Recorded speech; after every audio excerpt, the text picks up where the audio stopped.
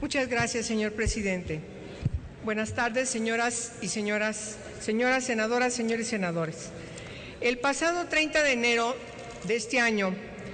el Gobierno federal, por conducto de la Secretaría de Hacienda y Crédito Público,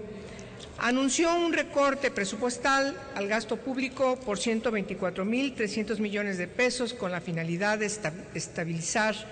las finanzas públicas ante el entorno de volatilidad derivado de la caída internacional de los precios del petróleo.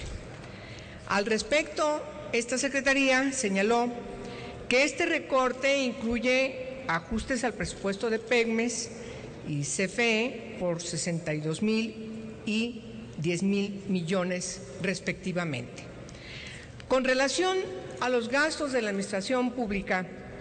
señaló el secretario, habrá un ajuste por 52.000 millones de pesos, de los cuales el 60% corresponde al gasto corriente y 35% corresponde a gastos de inversión. Adicionalmente, se anunciaron medidas de austeridad en una reducción únicamente del 10% de servicios personales en los gastos del gobierno, es decir, en sueldos y salarios. Se trata, pues, de un ajuste a todas luces insuficiente para contrarrestar los efectos que la medida tendrá en la economía nacional, ya que se prevé que no se alcancen las metas del crecimiento del país.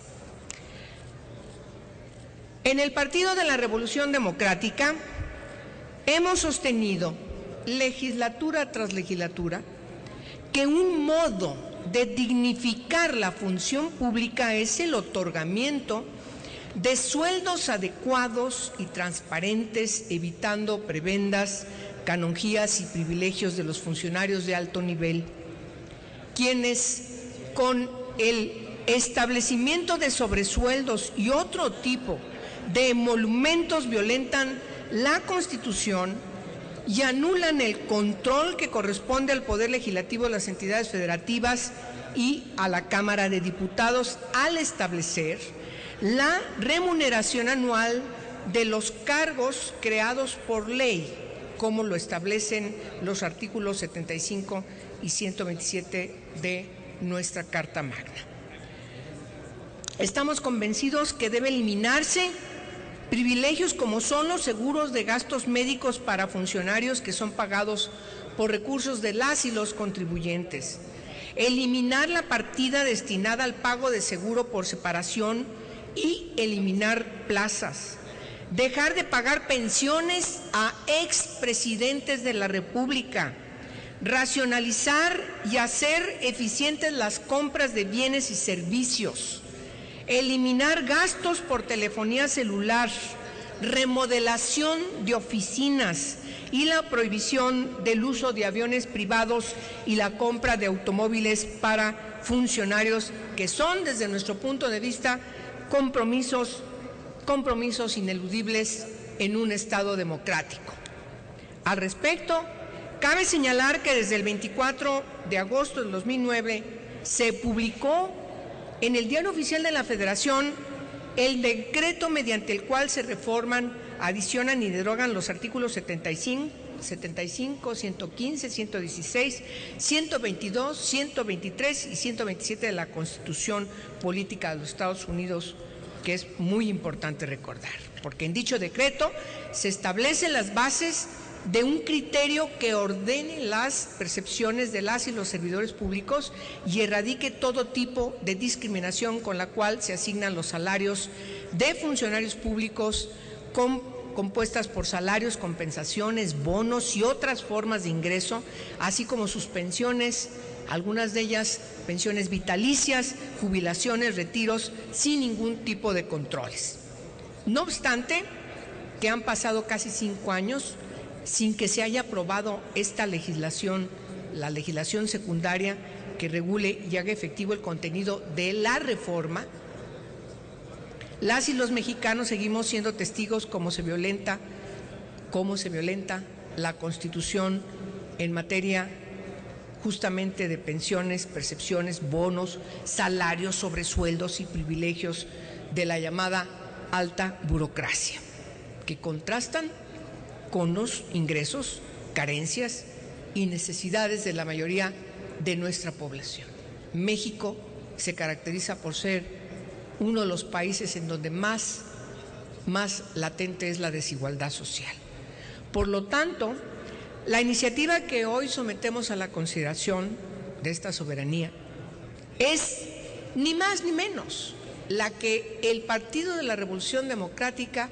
ha venido trabajando e insistiendo tiene que ponerse a discusión en comisiones y ante el Congreso de la Unión. Es la misma que en su momento, recuerdo, en 2010, el senador Pablo Gómez Álvarez presentó ante el Pleno del Senado. Se trata ni más ni menos de volver a plantear una política salarial del gobierno que en estos momentos está planteando recorte presupuestal, pero simplemente es una medida en la coyuntura. No elimina la discrecionalidad existente en la política de sueldos y de todos los elementos que yo reiteradamente he mencionado al presentar esta iniciativa. Señoras y señores, el nuevo titular de la Secretaría de la Función Pública llega al cargo con 2 años de retraso, con el respaldo absoluto, también en un momento coyuntural, por parte del Ejecutivo Federal, que ha dejado sin nombrar esta secretaría,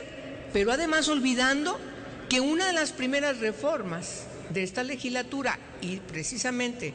del presidente Peña Nieto fue la reforma a la Ley Orgánica de la Administración Pública Federal, en donde desaparece esta Secretaría de la Función Pública y en sus artículos, en especial el segundo, dice lo siguiente: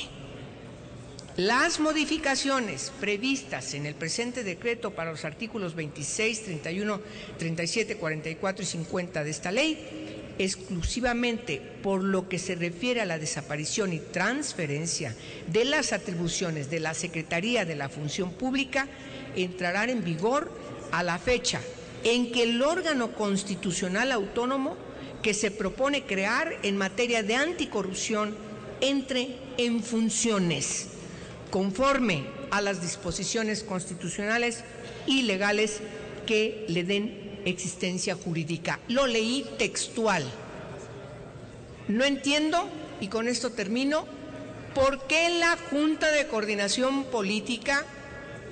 determinó, y todos leímos en los medios de comunicación, que estaba desierto el nombramiento del fiscal anticorrupción, después de que la misma Junta lanzó una convocatoria y entre sus atribuciones señalaba que iba a verificar cada uno de los nombres de las personalidades que se inscribieron para dicho proceso. El informe que llega de manera formal a las comisiones encargadas de procesar ese nombramiento e iniciar el curso de la convocatoria en la siguiente etapa de celebración de comparecencias, se nos informa por la Junta de Coordinación Política que todos y todas de quienes se habían inscrito a partir de esta convocatoria eran idóneos y habían cumplido con los requisitos planteados en la convocatoria. Convocamos las comisiones a comparecencias a todas estas personalidades. El asunto se atora, quién sabe dónde, quién sabe por qué, pero pues nos enteramos por la prensa que la Junta va a reiniciar este proceso porque resulta que quienes se habían inscrito no son idóneos y no reúnen los requisitos. No entiendo, me parece que ese tipo de cosas en estos momentos dan una mala lectura y no hacen ver bien al Senado de la República y sobre todo no hacen bien a esta legislatura que inició reformando la Ley Orgánica de la Administración Pública y después de 2 años todavía no tenemos el fiscal anticorrupción autónomo como lo señala la Constitución. Es cuanto. Yo espero que ahora sí revisemos esta iniciativa que hoy ponemos a su consideración. Muchas gracias por su atención. Túrnese a las Comisiones Unidas.